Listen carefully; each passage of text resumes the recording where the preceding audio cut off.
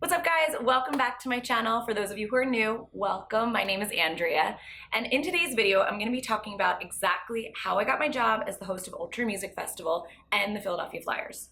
So for those of you who are not familiar, have no idea what I'm talking about, don't know Ultra, don't know the Flyers, this is what I do. Got another guest in the studio, Tiesto! Hardwell joins me, Armin van Buuren.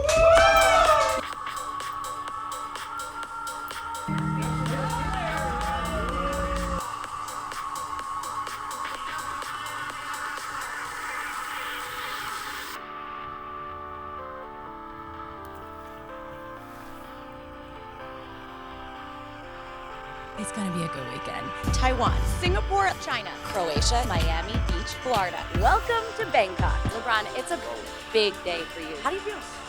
I feel great. This video all stemmed from me posting the Ask Me a Question on Instagram. I asked what you guys wanted to know about my hosting and producing career, and every question I got was pretty much about how I got my job. So I figured it's time to share the real story. Enjoy this video. I hope you learned a lot, and yeah, here it goes. It's wild to think about how much actually went into it, and also how many people just think it happened. It doesn't just happen the way people think. You wake up and roll out of bed and, the right opportunity, it's there, it just knocked on your door. No. Why did you decide to go into the music industry? I don't think it was a decision as much as an evolution of the path that I kind of created for myself. When I moved to Miami. You moved to Miami. She gon' make you move. What was I saying? I moved to Miami. I knew I wanted to do entertainment reporting, but everyone and their mother wants to do entertainment reporting. I knew I had to create my own content and become valuable. So I started reaching out to a lot of hotels and concert venues like the Fillmore, Fontainebleau. At the time, Fontainebleau had what was called Blue Live, and it was a concert series. They had huge names like Lady Gaga, Katy Perry, Pharrell, Robin Thicke. So I reached out to all these different venues and I said, listen, you've got these great performers, but you're not capitalizing on it or sharing it with people at home that weren't there to either incite them to buy tickets next time or just to give people value. It was a long process. I remember with Fontainebleau, I created a PowerPoint. Okay, guys, a PowerPoint. The idea behind it was taking the performers that they already have, making a video out of it. So interviewing the artist, getting some behind the scenes footage, just like that all access feel that everybody wants, I remember sitting in a boardroom, presenting my PowerPoint. And over a 6-month period, I went from this executive to a few more executives to then a department. They greenlit it. We started with Robin Thicke and Pharrell. They had a concert by the pool. I did the interview with both of them right before they performed. Andrea. Yes. Pharrell Williams says the beautiful Cuban girl to the right. Cuban? Lebanese. It's a distraction. It was awesome. It was a great concert, great performance. And that led to doing the next one, which the next one we did was with the band Perry. We did the same thing. I interviewed them. I then kind of trailed along, tagged along with them, got that behind the scenes feel. So I don't even remember what the question was. I'm not good at this, guys. Okay, so the question was, why did you decide to go in the music industry? And I'm kind of explaining, I didn't decide, it just became.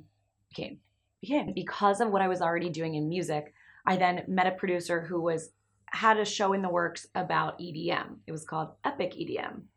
And I remember I bothered Bill, the producer, for a year after meeting him and hearing about the idea. The idea at the time when he told me about it was this small. It hadn't even, I don't think, come out of anywhere but his head. You know what I mean? So it was in the really early stages. And for a year, I sent him emails every other week.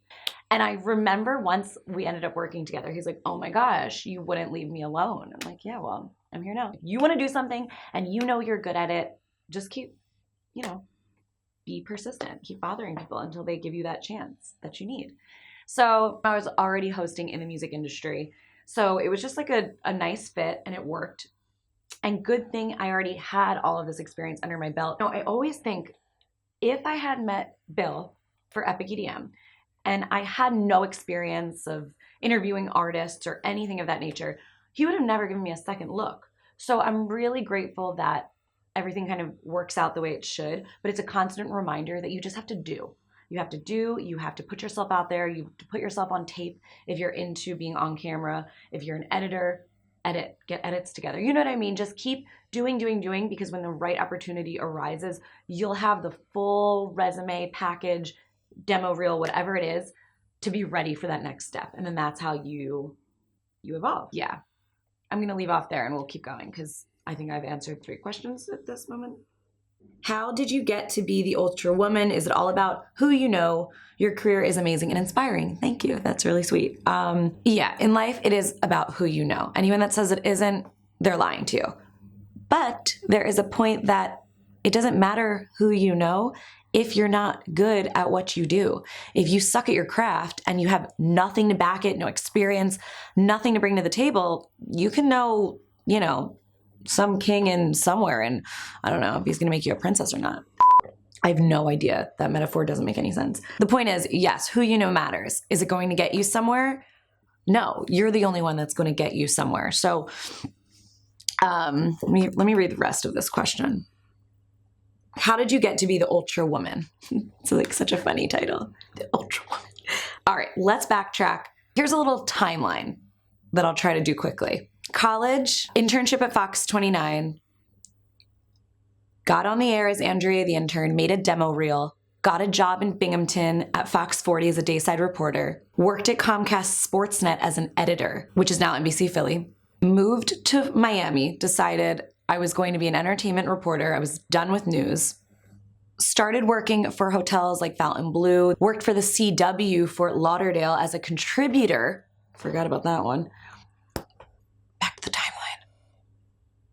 Then I started hosting Epic EDM. It was a YouTube channel that focused all around EDM artists, festivals.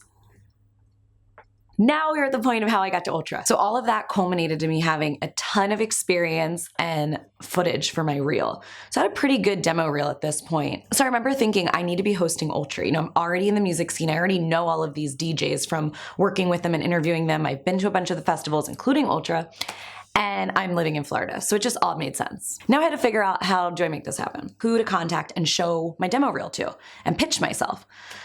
So I found the production company and got a couple emails and names. I sent them my demo reel, and within a week they got back to me, said, we like what you've got. So we did a Skype interview. Then they invited me to film for a few days pre-production before the show. So after those 3 days, they invited me to be on the live stream. I was like, yes. And then those 3 days went amazing. After the show, the owner of the production company took me to lunch and he invited me to go on the worldwide tour with them. And I'm like, what exactly does that mean? And he's like, can you be in Bangkok next week? I'm like, I sure can. And that was the start of it. It was wild. I remember the first 2 or 3 months of me going on the road with Ultra, doing Ultra Worldwide, was insane. We did Bangkok, Taipei, Manila in the Philippines, Croatia, then different parts of Asia. It was amazing. So that's how I became the Ultra Woman. It's actually wild to think about how many steps it took me and all of the years and all of the work and the jobs and the moves and everything it took to get to where I am now. And people just think that, you snap your fingers or someone and you get in the position of your dream job. Sometimes it happens like that. And for those people, good for you. I mean, hell yeah. But in my case, it was a lot of work, a lot of moves, sacrifices, time away from family, and just a fly just flew by me, so I'm really shook. What made you join the Flyers and not any other NHL team? Was that the only position open? Oh, that'd be sad if I was like, yes. No, this job came to me, really. They contacted me from seeing my demo reel online and all of my work that I've done. So it just happened naturally. Like all of the stars kind of aligned in this case. It just really was meant to be. This brings up a really good point that I want to stress to you guys. It is so important that if you want to be on camera or somehow filming, editing, whatever it be, you need to have a reel online of your work, whether it's on YouTube or Twitter, whatever it is, something that you can either be public and have people find, or if you're trying to pitch yourself, be able to send it. Because when the right opportunity arises, if you've got all the goods and you would be the perfect fit for the position, that's the only way that's going to happen. It doesn't just happen. Well, there it is. Those are the answers to the questions you asked, and I hope I managed to answer as many as possible in without boring everyone at home. But if you guys have any more questions, comment below. I'm always on the computer, so I will answer them. And yeah, I really want to help you guys be able to accomplish your dreams, and just remember that there's no limit. Like, you can do anything. This day and age, especially with social media, you have access to anyone and everyone right here. Well, really, like on your phone, but you can contact anyone. You can get in touch with Beyonce. So if you have dreams of being a host for a specific team or a specific network, you can get there. You can get their attention. So just remember that and shoot for the stars. And if you have any other questions, like I said, comment below. Make sure to click subscribe and put a thumbs up on this video. I'm just saying that because everyone else on YouTube does. But no, seriously, subscribe, because I will be doing many more episodes of this Ask Me a Question series, because you guys asked so many questions that I filmed for 3 hours. So I had to split it up. But yeah, okay, have a wonderful day. Mwah. Until next time.